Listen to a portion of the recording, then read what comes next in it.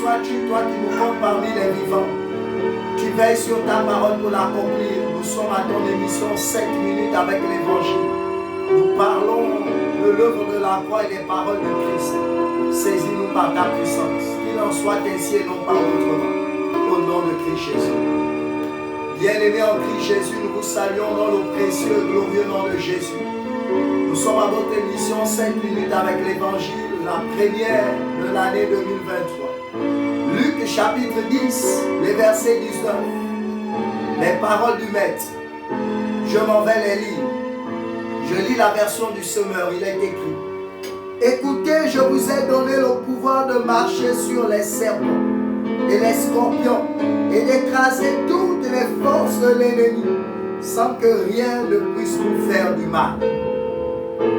Le thème de notre message porte sur il n'y a plus de puissance au ciel.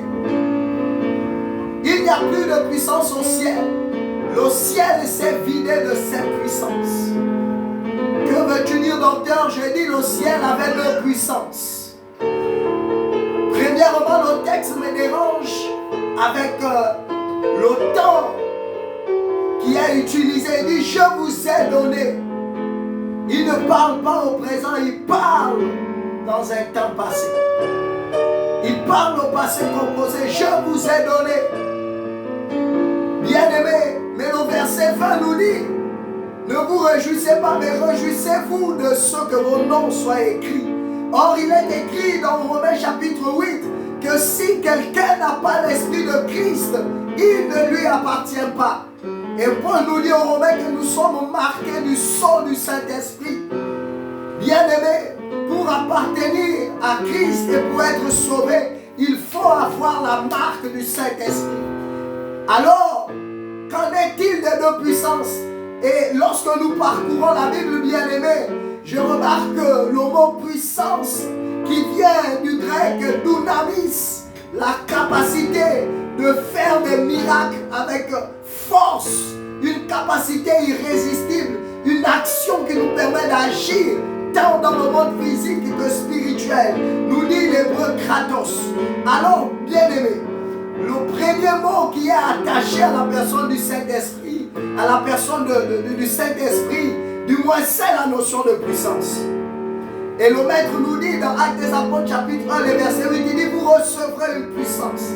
Le Saint-Esprit surviendra sur vous et vous serez mes témoins. Et donc la première puissance, quand la Bible dit vous recevez une puissance, ça veut dire qu'il y a deux ou plusieurs. Et donc quand on dit une puissance, il s'agissait d'abord du Saint-Esprit. Bien-aimé, le Saint-Esprit est la première puissance. Or, qu'en est-il de la deuxième puissance? La deuxième puissance, c'est l'évangile. L'apôtre Paul dit, je n'ai pas honte de l'évangile. Je n'ai pas honte d'annoncer l'évangile. Je n'ai pas honte de prêcher le message de la croix. Parce que c'est une puissance.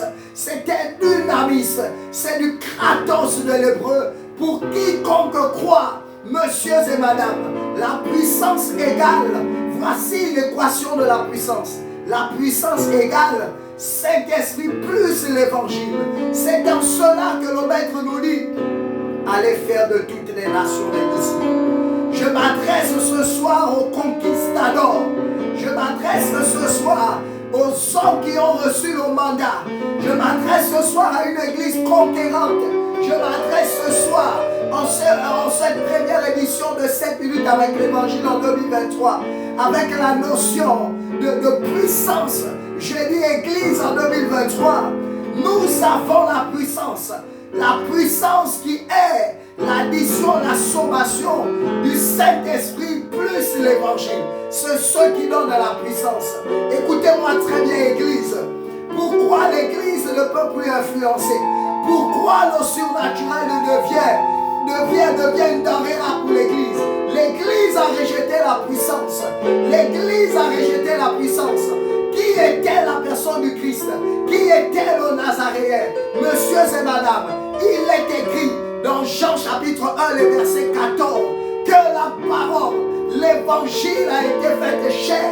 C'est en cela que la première composition du maître, la première composition du Nazaréen, c'était l'évangile.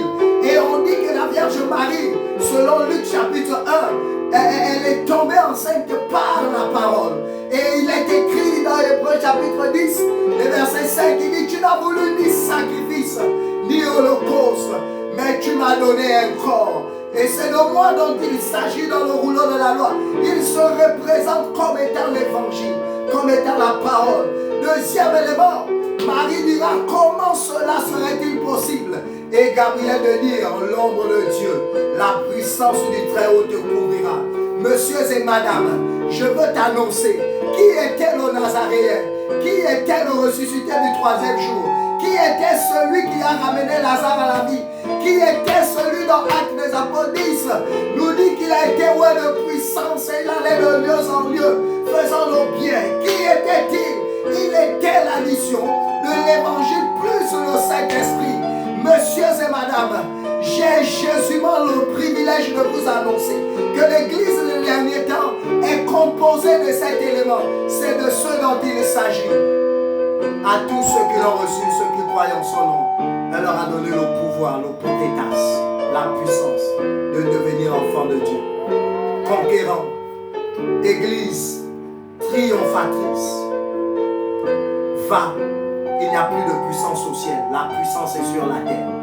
Sois dominateur, gagne les âmes et triomphe au nom de Christ Jésus.